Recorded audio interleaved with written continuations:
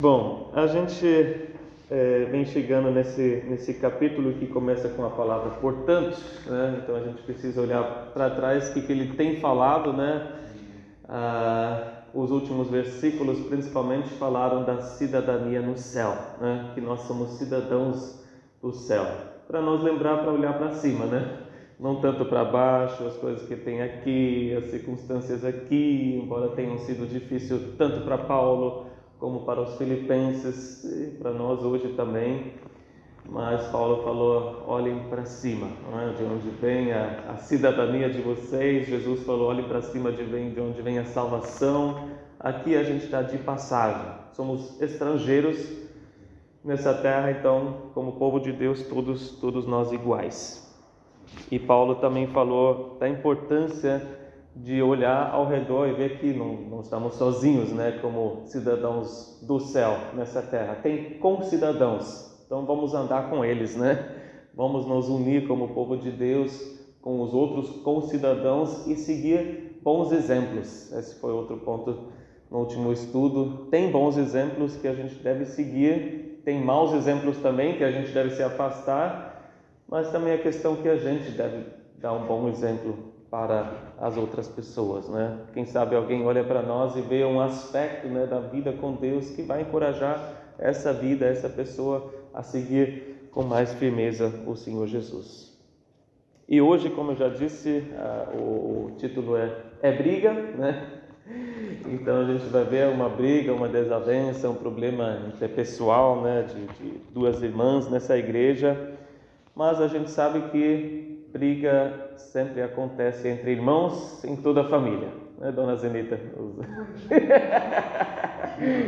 Os filhos brigaram. Nas melhores das famílias acontece, né? Sempre aconteceu, vai acontecer, mas o importante é lembrar que continua sendo família, né? É uma coisa que acontece, mas continua sendo irmãos, né? Continua sendo da mesma família.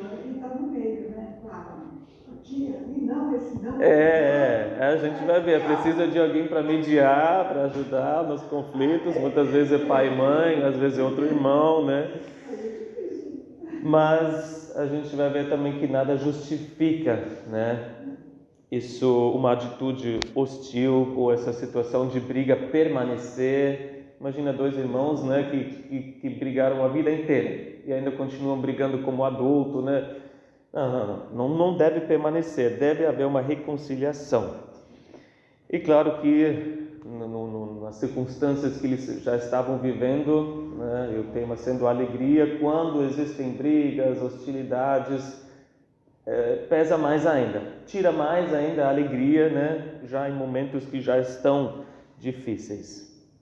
Então vamos ver o apelo geral que Paulo faz para a igreja toda no versículo 1, em que ele fala: portanto, meus irmãos, a quem amo e de quem tenho saudade, vocês que são a minha alegria e a minha coroa, permaneçam assim firmes no Senhor, ó amados. Portanto, a gente precisa olhar para trás, como eu disse, que falou cidadãos do céu, né? Nós somos cidadãos do céu, então precisamos lembrar que a gente tem uma grande coisa em comum, né? Nós temos o mesmo destino, nós estamos indo para o mesmo lugar, nós temos muito mais em comum do que nos diferencia, né? Embora cada um tenha a sua personalidade, às vezes isso pode dar um conflito, né? Tem a sua experiência na vida, né? A sua criação, isso pode dar um conflito, tudo, né, é potencial para dar conflito, mas o que nos une é muito mais, né, do que nos diferencia. Então, acima de tudo, temos o mesmo chamado para cima, o mesmo chamado, né, para seguir Jesus, o mesmo alvo para a gente chegar lá juntos no céu, né, para glorificar o Senhor.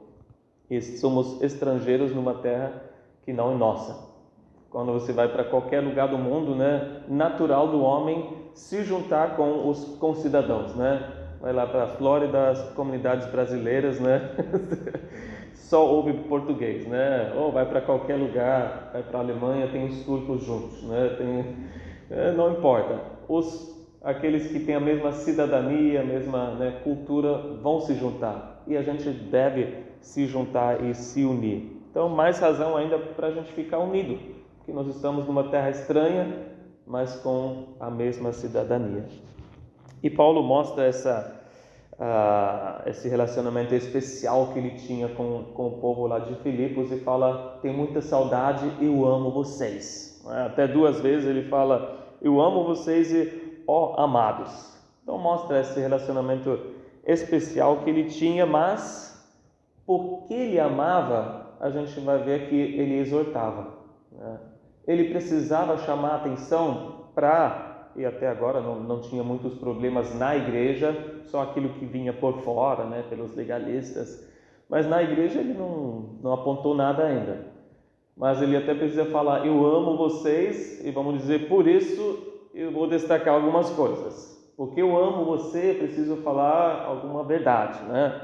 Ou no caso, vocês como igreja. Então ele precisava chamar atenção para essa briga que estava acontecendo.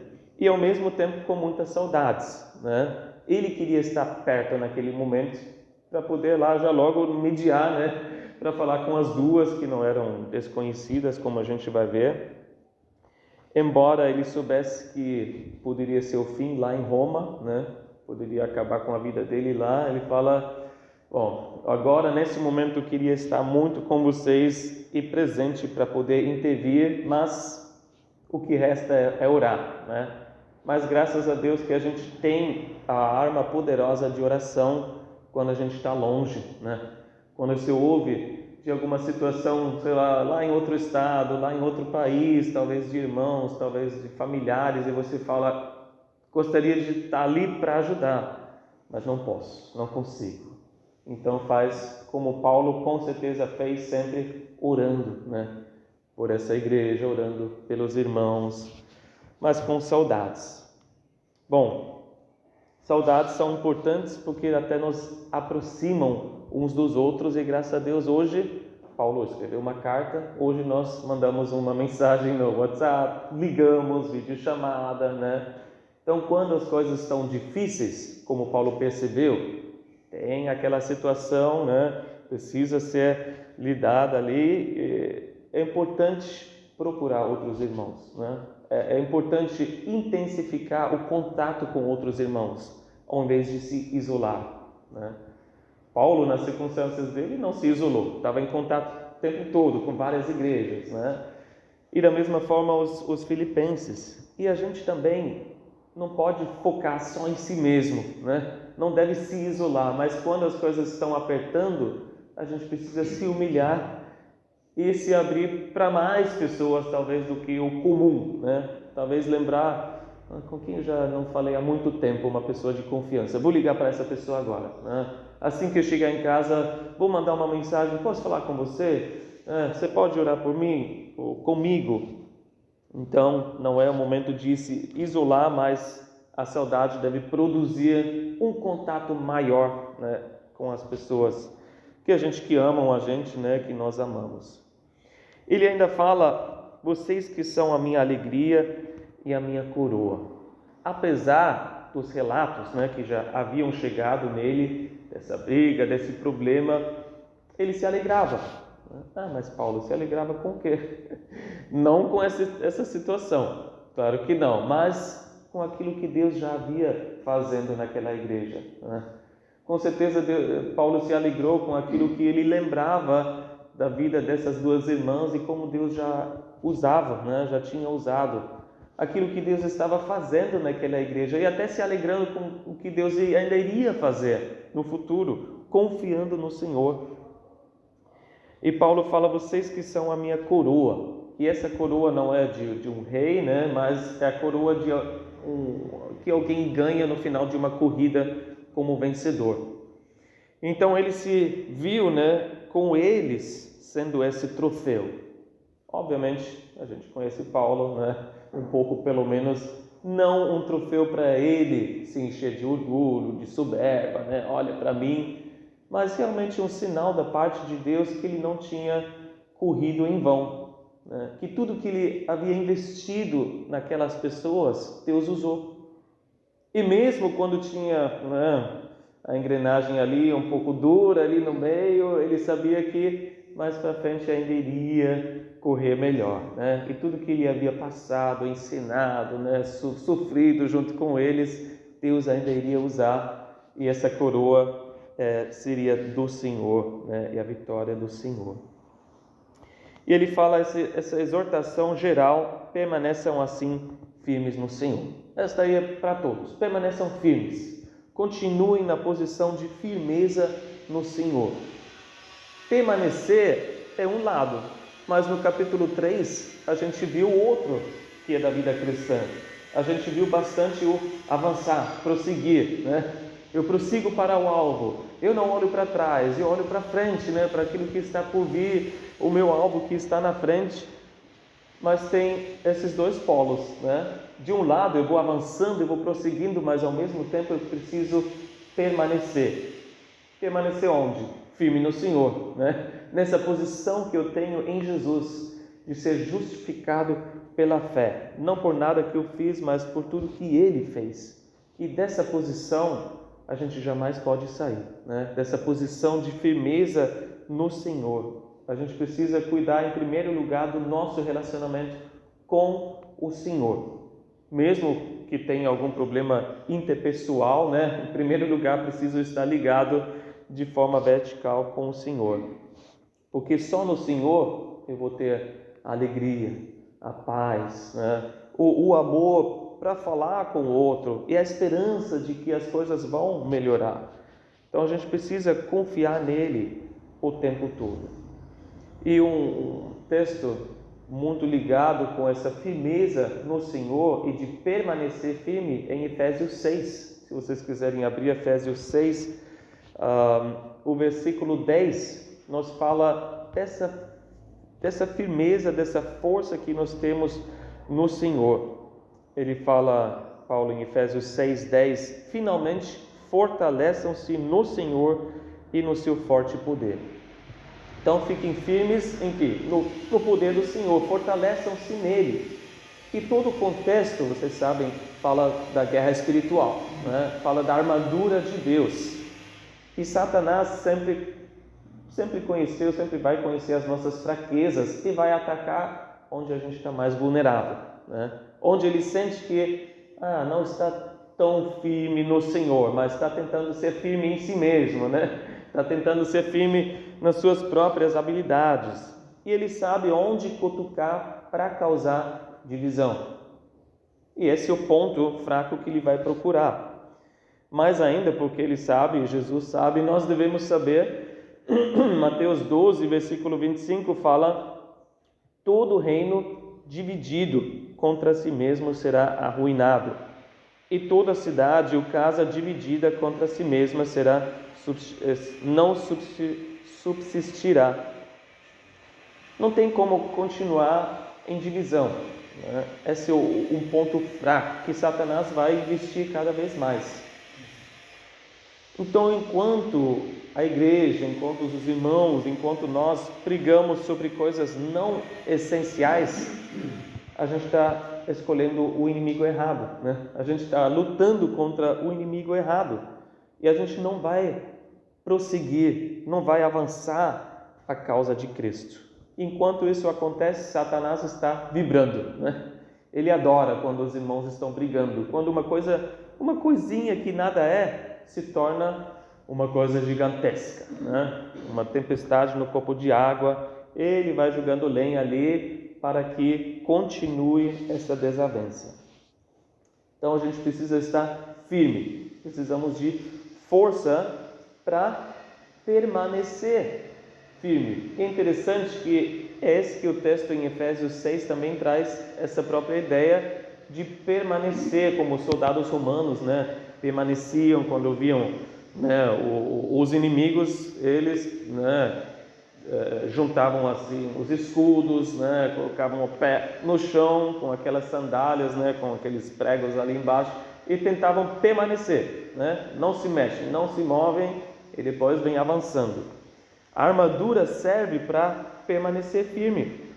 Em 3 versículos fala assim, em Efésios 6. Versículo 11 fala vistam toda a armadura de Deus para poderem ficar firmes contra as ciladas do diabo.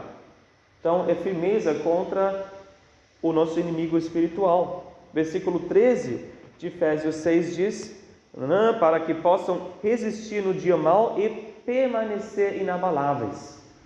Devemos permanecer. Versículo 14: assim mantenham-se firmes.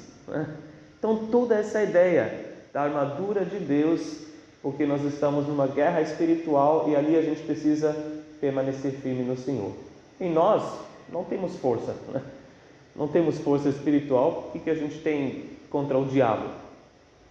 Mas nós temos força no Senhor para resistir. Então a gente precisa ficar de fato espiritualmente alerta contra os ataques, e muitas vezes ataques surpresa do diabo, que vão chegar ali no ponto mais vulnerável e em que ele vai tentar levantar alguma divisão, e a gente deve permanecer firme no Senhor para resistir.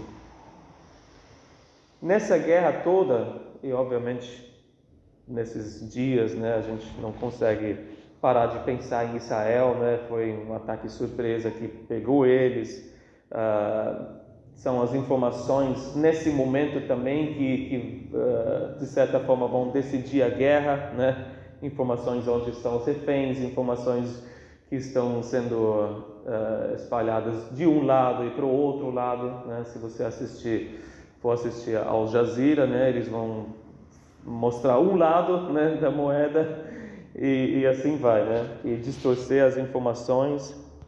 Mas a informação correta numa guerra é primordial, Você tem que saber o que de fato é e não é. E o diabo é ótimo, em julgar mentiras, enganar as pessoas. E por isso a gente precisa estar alerta, para não acreditar em nenhuma mentira que vai levantar um irmão contra o outro, que vai fomentar em nós algum sentimento contra outro irmão, Mas a gente precisa sempre renovar a nossa mente para que a gente não seja enganado. Estar alicerçado na palavra de Deus, nós lembrando daquilo que de fato é verdade, para que não haja nenhuma raiz, como Hebreus fala, uma raiz de amargura ou qualquer outra coisa. Qual foi a situação exata, então, que Paulo estava ali falando a respeito? Já vamos incluir 2 e 3 para falar dessas duas irmãs. O que eu rogo a Evódia e também a Sintique é que vivam em harmonia no Senhor. Sim, e peço a você, leal companheiro de jugo, que as ajude, pois lutaram ao meu lado na causa do Evangelho, com Clemente e meus demais cooperadores.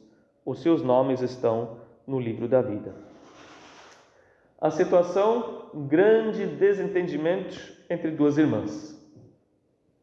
Pode começar pequeno, mas pode aumentar e ter dimensões muito maiores. Obviamente era uma briga aberta, A igreja estava ciente desse problema, e se algum irmão que havia chegado depois não sabia, agora sabia porque Paulo deu os nomes, Agora todo mundo estava por dentro da situação. Provavelmente as pessoas na igreja começaram a tomar o lado de uma ou o lado da outra nessa causa que aumentou cada vez mais. Alguns simpatizando com Evódia, outros simpatizando mais com a Sintique.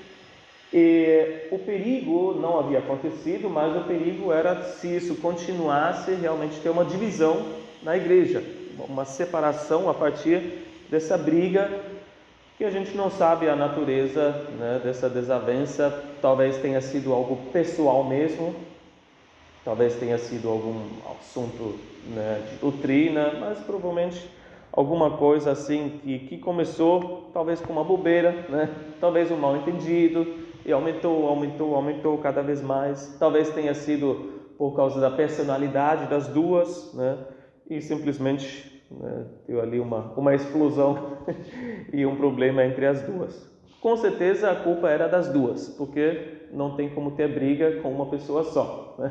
Se a outra pessoa fala, não, eu não vou brigar, a outra pessoa vai, tá bom, não tem briga, vai parar ali. Muito provavelmente as irmãs eram pessoas adoráveis, né? Maravilhosas, porque o nome delas não fala nada negativo. Evódia quer dizer a boa fragrância ou boa jornada, e Sintique quer dizer afortunada. Com certeza, em geral, elas eram uma bênção para a igreja, né? Se você fala com uma ou com outra, era maravilhoso, né? Você saía até abençoado, pessoas agradáveis, mas juntava as duas, grande potencial de conflito, né? As duas juntas não dava certo, pelo menos naquele momento, que outras vezes já dava. A gente vê que uma briga entre cristãos, entre pessoas que nasceram de novo, porque diz ali que os nomes estavam escritos no livro da vida, né? Não era um problema de algum essencial, né, nas doutrinas não baterem, né? As duas estavam na mesma página, vamos dizer, no livro da vida, inclusive, e elas eram envolvidas na igreja e no reino de Deus, né? Ali diz que lutaram ao lado de Paulo pelo reino de Deus, pelo Evangelho, na causa do Evangelho. Então elas foram usadas no reino de Deus, conheciam o exemplo de Paulo, porque andavam com ele, pelo menos por um período, né? Sabiam como Paulo vivia, provavelmente copiavam também esse exemplo de Paulo, eram encorajados, né, por Paulo para viver assim, e mesmo assim estavam brigados. Então, podemos ver que tanto ser cristão não nos isenta de brigas, né?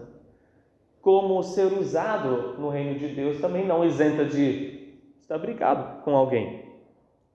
Obviamente é maravilhoso ser usado por Deus, né?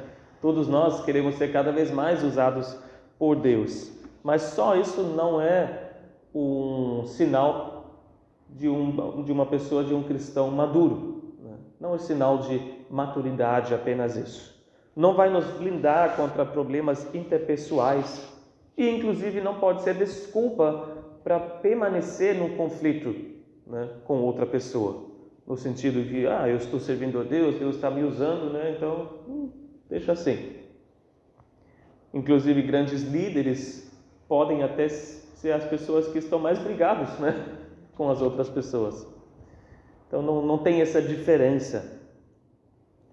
Mas se ser usado por Deus não é um sinal para maturidade, o que é?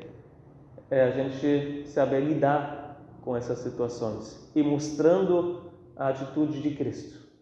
É isso que Paulo vai falar, né? Tenham a mente no Senhor, vivam em harmonia com o Senhor. Em outras palavras, voltem para o capítulo 2 e vejam o exemplo de Jesus, como ele se humilhou. Como vocês lidam com os desentendimentos e com os relacionamentos? Aí que a gente vai poder crescer em maturidade, se a gente entende como responder a isso. Mas Paulo não falou que jamais deve ter briga, ele sabia que haveria briga. Como nós já falamos, acontece nas melhores das famílias. A igreja não é um lugar livre de conflitos. Aliás, às vezes tem mais conflitos na igreja do que fora, né? Por quê? Nós somos todos pecadores, né? Mas pecadores salvos pela graça. Então, os desentendimentos vão acontecer, mas é importante como a gente lida com eles. E é importante que não precisam e não devem ser para sempre, né? Devem parar em algum momento, devem ser solucionados em algum momento. Então, qual a solução que Paulo oferece? Primeiro, diretamente para as duas, né? Vivam em harmonia no Senhor. Uma e a outra também. Tenham a mente de Cristo. Voltem para Filipenses 2 e sigam o exemplo da humildade de Jesus, que não é exigir o seu direito de ter razão. Que se for assim, cada um vai ter os dois lados e jamais vai ter um momento de reconciliação, né? Mas qual é o caminho para se seguir? Se humilhar e abrir mão do seu direito, de ter razão e escolher o caminho da cruz. Escolher a união e não a separação. E a união não quer dizer uniformidade, né? Que agora você tem que pensar igual a outra pessoa, que você tem que ter o mesmo pensamento, a mesma opinião. Tudo bem, cada um pode ter a sua união, mas a gente precisa focar em quê? Em união, naquilo que nos une. É isso que Paulo está falando. Não olhem para aquilo que hoje está julgando esse bloco, essa pedra, né, de separação entre vocês, aquilo que diferencia, mas olham acima de tudo em aquilo que une vocês. Eu queria abrir com vocês Efésios no capítulo 4, que Paulo fala de tantas coisas que nos unem, que estão acima de qualquer outra coisa que poderia nos separar. Efésios 4, versículos, vamos ver, de 3 a 6. Esses primeiros versículos todos falam a respeito dessa atitude de união, mas vou ler a partir do versículo 3 de Efésios 4, que fala: façam todo o esforço para conservar a unidade do Espírito pelo vínculo da paz. O que nos une? Há um só corpo, né? Há uma só igreja. Você está na igreja de Cristo. Você faz parte do mesmo corpo. Você pode ser a mão, o pé ou outra coisa, não precisa ser o mesmo membro, mas você faz parte de um só corpo. E um só Espírito. O mesmo Espírito que habita em você, habita em mim, né? Ele vai apontar para a mesma solução. Assim como a esperança para a qual vocês foram chamados é uma só. Temos uma esperança, né? Na volta de Jesus Cristo na terra, que nós vamos ser transformados, que nós habitaremos juntos no céu para todo sempre. Há um só Senhor. Nós seguimos o mesmo Senhor e Salvador. Há uma só fé. Nós acreditamos, né, no mesmo Senhor e acreditamos na mesma palavra. Essa deve ser a base. Um só batismo, né? Nós deixamos para trás as coisas velhas. Nós morremos para o velho homem. E um só Deus e Pai de todos, que sobre todos, por meio de todos e em todos. Por isso ele fala: vivam em harmonia no Senhor. Você só tem um Senhor, um Deus que é Pai, um Salvador que é Jesus Cristo. Nós somos da mesma família, né? Nós somos irmãos, continuamos sendo irmãos, mesmo que um não queira nem falar mais com o outro, né? Não queira nem olhar mais para a cara do outro. A família pode brigar, mas sempre continua sendo família. E por isso uma hora precisa se resolver. E o que tem em comum, baseado em Efésios 4 ali, e que nós vemos aqui, é muito maior do que poderia nos diferenciar. De fato, vemos aqui também no nosso texto de volta em Filipenses 4, que elas tinham tanta coisa em comum.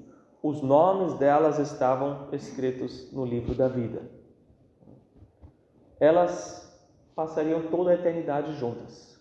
Nós vamos passar toda a eternidade juntos. E não há separação no céu, né? Como brincam às vezes de denominações, não há um canto para os batistas, outros para os presbiterianos, não há um canto para fulano e outro canto para Beltrano, mesmo que tenham brigado aqui na terra, né? Tem às vezes, né, quando tem casamento, festa, né? Não senta essa parte da família junto com a outra na mesma mesa, porque já sabe que vai dar problema. Não vai ter essa questão no céu, né? Vai ter uma mesa grande que todo mundo vai sentar juntos. Então, não vai ter briga, não vai ter separação. Se não existe lá no céu, mas existe aqui na terra, nós estamos dando um mau testemunho, né, da igreja de Jesus, do corpo de Cristo. Precisamos resolver isso, inclusive para aqueles de fora, como eles olham para nós. Eles tinham o nome escrito no livro da vida, estavam inclusive trabalhando para Jesus juntas, né? Mas uma outra coisa que veio à minha cabeça é que tinham um inimigo em comum, que não queria que elas estivessem firmes no Senhor, permanecendo firmes no Senhor. E nós também temos o mesmo inimigo. Nós jamais somos inimigo um do outro, mas temos um inimigo que é o diabo, que nós devemos lutar contra. E se a gente começa a entender isso pode nos unir também, como nos vimos hoje em Israel, né? Um inimigo em comum une uma sociedade, une uma nação que de fato antes estava brigado, né? Estava separada, né? A sociedade, com tantas reformas que estavam acontecendo, muitas manifestações, né? E o conflito também, né, que já havia entre árabes e judeus. Mas hoje tem um inimigo em comum, que é o Hamas, né? Então isso uniu de uma forma que não existia antes. Da mesma forma, nós olhando para o diabo, devemos nos unir, deixar de lado qualquer outra briga, né? Imagina um rabi de uma sinagoga, né, falando do outro, não, porque ele faz o ritual desse jeito e daquele jeito, eu jamais vou para lá. Você acha que alguma coisa de ritual vai ser na pauta esses dias? Não, né? Uma denominação de cristãos, né, falando, mas que eles fazem assim, que eles fazem assado, deveria estar na pauta se o inimigo vem para destruir, né? Vem para matar, vem para tirar, né, debaixo do olhar dos pais as crianças, para indoutrinar com coisas que são contra, né, toda a verdade que nós vemos na palavra de Deus. Então, quanto mais a gente deve se unir diante do inimigo que está na nossa frente. Eu quero ler para vocês, se gostariam de abrir, podem abrir em Mateus 18, algumas diretrizes bíblicas sobre como lidar com situações assim. Coisa básica, mas que a gente esquece, né, no momento dos problemas e da briga. Mateus 18, versículos de 15 a 17. Que diz assim, Mateus 18, 15 a 17. Se o seu irmão pecar contra você, vá e a sós com ele mostre-lhe o erro. Se ele o ouvir, você ganhou seu irmão. Mas se ele não o ouvir, leve consigo mais um ou dois outros, de modo que qualquer acusação seja confirmada pelo depoimento de 2 ou 3 testemunhas. Se ele se recusar a ouvi-los, conte à igreja, e se ele se recusar a ouvir também a igreja, trate-o como pagão ou publicano. Então, qualquer ofensa, qualquer pecado contra você, lida pessoalmente com a pessoa. Fofoca e calúnia não vão resolver. Na igreja não deveriam existir, né? Infelizmente acontece, mas não deveria existir.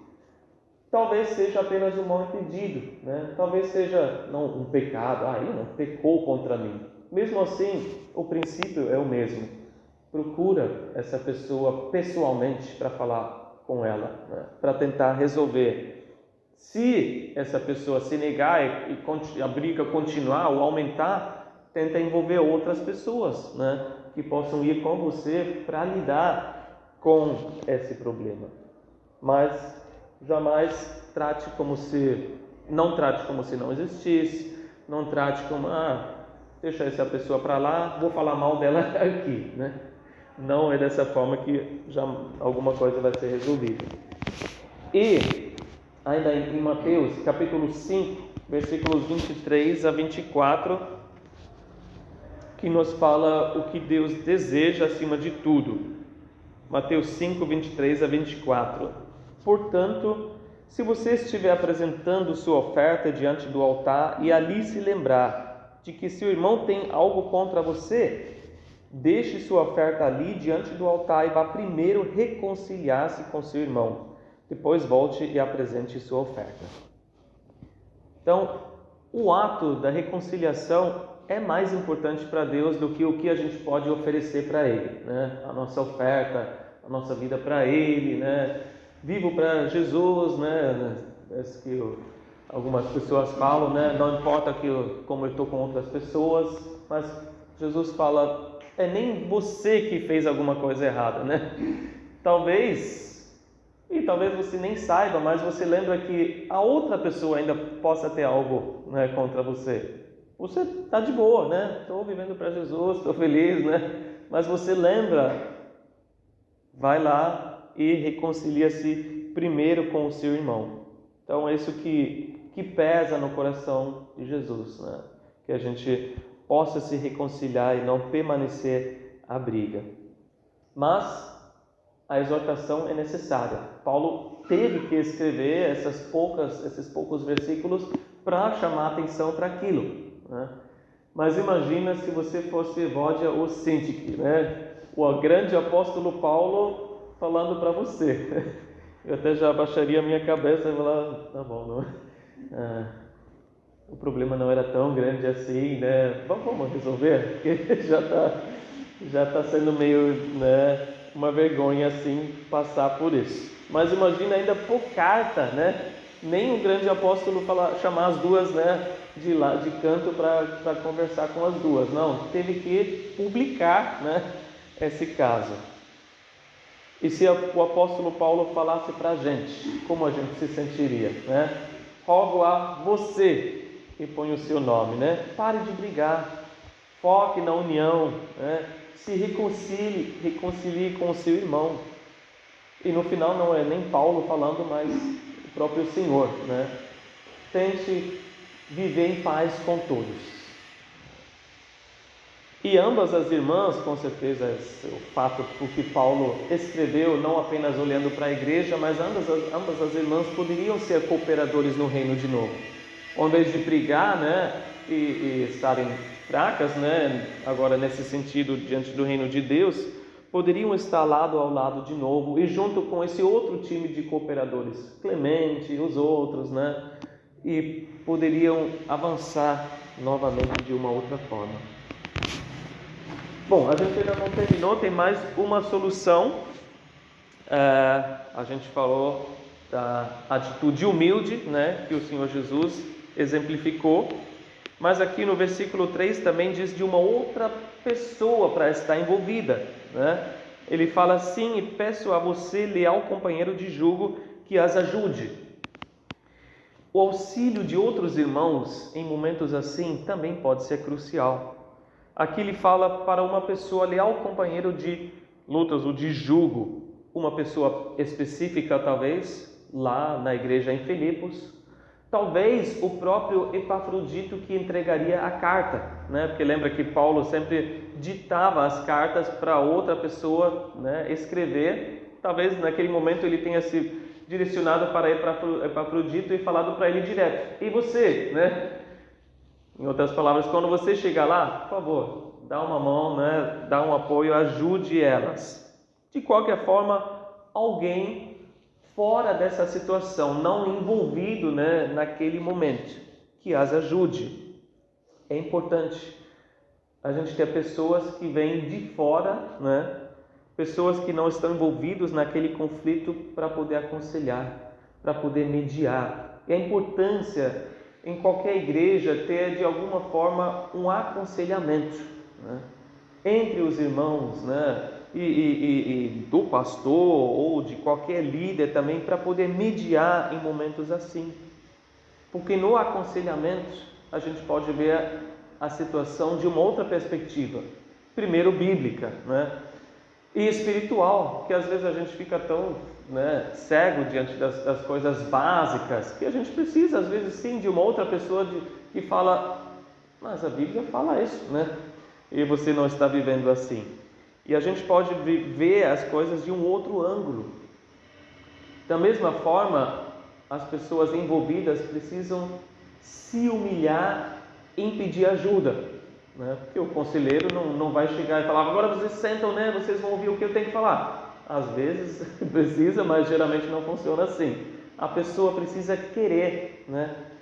Eu preciso de aconselhamento. Eu estou estendendo a mão, né? Ou procurando ajuda. Por favor, me ajude. A pessoa precisa se abrir. Se todo mundo fica calado, ninguém vai nem ficar sabendo, nem vai poder tratar. E pedir ajuda. Seja entre irmãos, seja entre um casal, né, que precisa de aconselhamento. Mas a gente também sabe o princípio que Deus diz na sua palavra, que Ele dá graça ao humilde e resiste ao soberbo. Aquele que fala: eu não preciso de ajuda, né? não estou nem brigado, não está acontecendo nada, não está acontecendo nada. Continua na sua soberba, né? Aquele que fala, não está tudo bem, né? Não está maravilhoso. Pelo menos que fale, talvez eu seja culpado de alguma forma também. Talvez eu tenha, né, a minha culpa nisso daí. Já é um começo. Está começando a se humilhar e falar que faz parte do problema, né? Que precisa de ajuda por fora.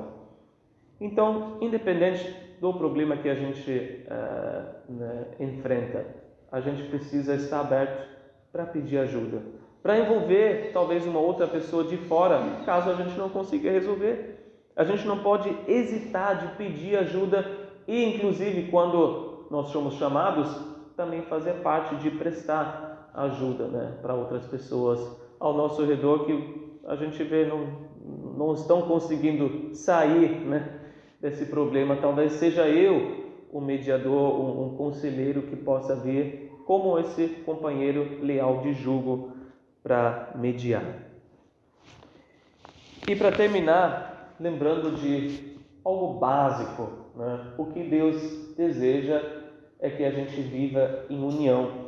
3 versículos que eu separei para nós, para meditarmos, e assim a gente encerra. Efésios 4, 32. Sejam bondosos e compassivos uns para com os outros, perdoando-se mutuamente, assim como Deus os perdoou em Cristo. Jesus nos perdoou, nós devemos perdoar. Colossenses 3:13. Colossenses 3:13. Suportem-se uns aos outros e perdoem as queixas que tiverem uns contra os outros. Perdoem como o Senhor lhes perdoou. Hebreus 12:14. Esforcem-se para viver em paz com todos e para serem santos. Sem santidade ninguém verá o Senhor. É a paz que Deus deseja, é a união que Ele deseja, é o perdão que Ele deseja, porque Ele já nos perdoou. Se Ele perdoou tanto, né? E tem várias parábolas, né, para a gente, quanto mais a gente deve perdoar as pequenas ofensas, né, que a gente pode ter ali um contra o outro. Vamos orar. Que Deus possa tocar em nosso coração. Obviamente isso é uma mensagem para a igreja inteira, né, no mundo inteiro, porque quando Jesus fala o amor, pelo amor que vocês têm uns pelos outros, né, os outros com as pessoas, o mundo vai ver que vocês são os meus discípulos. Esse é um ponto forte, porque onde não há perdão, há guerra, né? Onde não há perdão, há briga e divisão, separação, mágoa,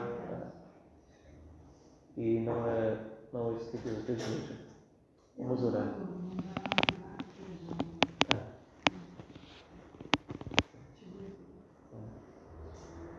Vamos orar. Senhor Jesus, te agradecemos pelo teu exemplo, Senhor, de humildade, de entrega, de sacrifício e de perdão. Te agradecemos, Senhor, que só em Ti é possível, Senhor, viver algo totalmente contrário ao desejo humano, ao fluxo, Senhor, da humanidade e, Senhor, o poder que o pecado tem sobre as pessoas. Obrigado que nós estamos livres, Senhor, desse domínio do pecado, do domínio, Senhor, da raiva, do ódio, Senhor, de todo sentimento contra outro ser humano, contra um irmão, Senhor, no mesmo corpo. E nós te pedimos, Senhor, pela tua exortação, mas também pela tua capacitação, que a partir de nós, Senhor, nós possamos viver a reconciliação no corpo, na família, Senhor, que nós possamos ser conselheiros, Senhor, mediadores, que possam ajudar em conflitos já existentes, Senhor, ou talvez conflitos que ainda virão no futuro, que nós possamos ajudar, Senhor, uma Evódia e Sintique, Senhor, para viverem em harmonia no Senhor. e que a gente possa manter, Senhor, se esforçar para manter esse vínculo da paz, Senhor. Que a gente possa viver em paz com todos. Que a partir de nós, Senhor, não saia uma briga, não saia, Senhor, uma desavença, que a gente não seja causa, Senhor, de uma desavença. Que a gente possa estar firme, permanecer firme no Senhor, para que a gente possa detectar os ataques do diabo, Senhor, contra os pontos fracos que nós temos, Senhor, para comprar uma briga, para entrar, Senhor, num desentendimento e permanecer nele. Senhor, nos ajude a vestirmos a armadura espiritual para permanecermos firmes, Senhor, nesses dias. Que a gente não caia no engano, nas mentiras do diabo, Senhor, que nos levam para a separação, para a divisão, Senhor, mas que a gente possa viver em união com os irmãos, em união, Senhor, com aqueles de casa, e, Senhor, possamos assim mostrar que o Teu reino, Senhor, é um reino de amor, de perdão, de reconciliação, onde isso de fato é possível. Não são apenas palavras bonitas, não é apenas uma utopia, Senhor, mas de fato é a realidade para aqueles que nasceram de novo, Senhor. É uma experiência que nós podemos ter porque o Senhor habita em nós, porque o Senhor já morreu na cruz por nós e porque o Senhor sempre tem uma solução. Te agradecemos e te louvamos em nome de Jesus. Amém.